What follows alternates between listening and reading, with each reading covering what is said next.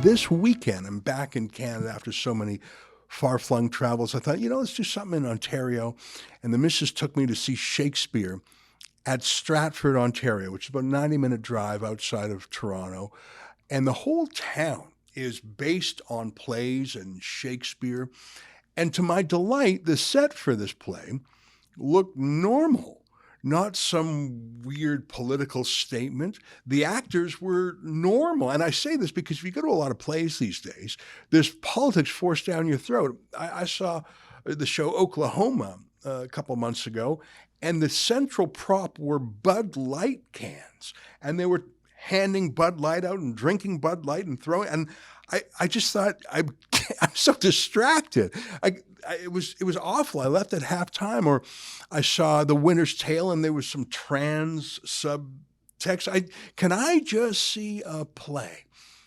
And I did, and I loved it.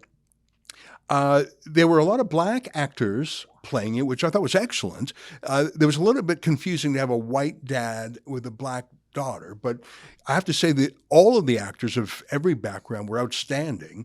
I'm not against actors of other races playing other races. Ben Kingsley was excellent in Gandhi. In the Emma Thompson, Kenneth Branagh movie I just mentioned, Denzel Washington played a key character. So it was excellent. I thought, good, finally I can see Shakespeare done right, and everyone was on their game. But the play is about staying pure until marriage. That's one of the themes. There's a young woman named Hero who's going to be married to Claudio right away. They get engaged very quickly, and they're about to be married in like a day or two. And they're both young, and they're both perfect for each other. But here's the plot. The night before their wedding, a villain wants to destroy things. So the villain gets his own servant to have noisy sex with his own mistress while calling out Hero's name. And the villain makes sure that Claudio and his friends hear it. So this is the night before his wedding, and he creates a trick to make it seem that his intended bride is disloyal the night before. So obviously it's a calamity. I mean, this play was written 400 years ago, but that would be a calamity today to encounter what you thought was your bride having sex with someone else the night before your wedding. So it was a shocking moment of the play. Hearts were broken. The villain is caught and confesses it. And Shakespeare solves this plot by having this young woman, Hero, die. She doesn't really die. And then coming back as her cousin or relative who just happens to look the same and marries Claudio and happily ever after. But there I am in Stratford watching this, and that happened in the play. But then the play didn't end on that happy ending. They added on additional scenes. It was in old-timey language. It pretended to be Shakespeare, but the play ends there. I've read the play, I've seen the movie. It ends. But in this Stratford version of the play, Hero lectures Claudio, basically saying, well, if I did have an affair, what's it to you if I did? And I'm not saying I did, but if I did have an affair.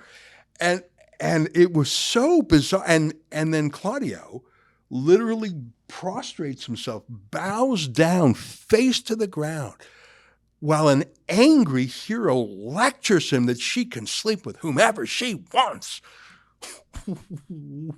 What? That is the opposite of the entire play, the entire plot, the entire context.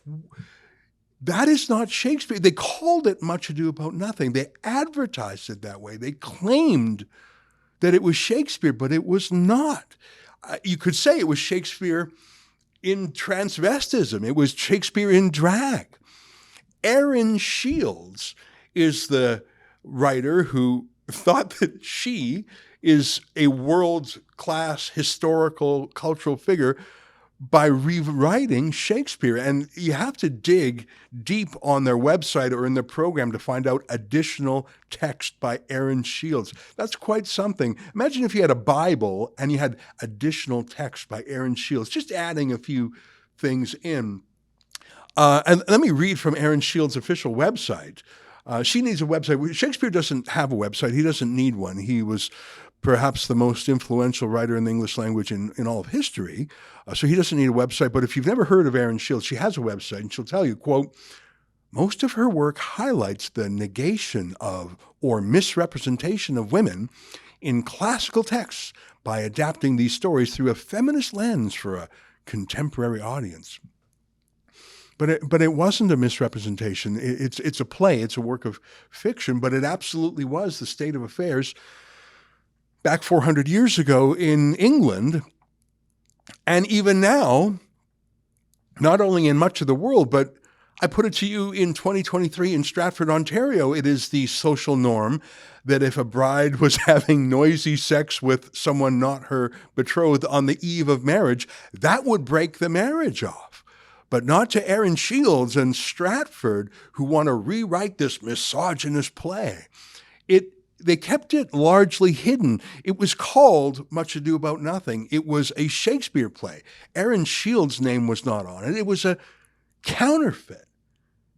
It would be like seeing Romeo and Juliet without suicide. It would be like Merchant of Venice without mentioning the Jewish merchant, no pound of flesh. Those things may disturb you. I find The Merchant of Venice a challenging play. There is anti-Semitism in it. It's a plot line there. But if you don't like it, don't change it and pretend it's Shakespeare. Stratford is a huge cultural engine. There are many theaters, hundreds of millions of dollars, both public and private money, dedicated to the theater, but especially dedicated to Shakespeare, even the town name, the place names. It was dedicated to this cultural pillar of the West, and it has been stolen and invaded and colonized by woke radicals. Look, if you don't like Much Ado About Nothing, which is a funny play, fine. Everyone has a different taste. Why not write your own play under your own name? You know, Wizard of Oz is a fun movie that is almost 100 years old, actually. And there's a revision to it. It's a Broadway play called Wicked, from the point of view of one of the witches.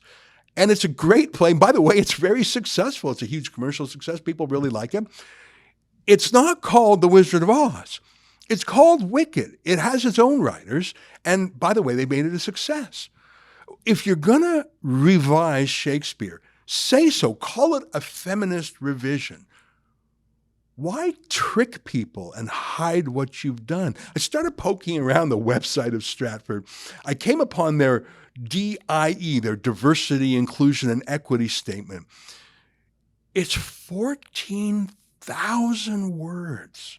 It's as long as a Shakespeare play. Shakespeare play takes about 2.5 hours to read. That's how long their diversity and woke policies are. Look, what else do you propose to change and sort of sneak in as a stowaway? Maybe the King James Bible. Well, fine, I guess. I mean, it was revised too, right? But King James put his name on it, letting you know it was his version. That's what we often hear, King James Version. If you want to change the Bible, put your name on it and see if people will read it. But what else would we change in the arts because we don't like it in the lens of 2023 woke studies? Change the Mona Lisa because it's sexist in some ways. Change Mozart musics. Destroy a sculpture like the Taliban do because we don't like it, according to our progressive instincts. Are Erin Shields and the actors at Stratford as good as Shakespeare, as interesting as Shakespeare? Would you buy a ticket? Could you sell out a theater if they put their names on it and said that this is their interpretation, their revision? Will their work be read 400 years from now? Will Erin Shields' bizarre feminist take where brides can have sex with whoever they want noisily on the eve of a wedding, will that be a cherished work of art 400 years from now? No, it wouldn't even be a cherished work of art today. No one would pay to see it today were it not for their deceptive advertising.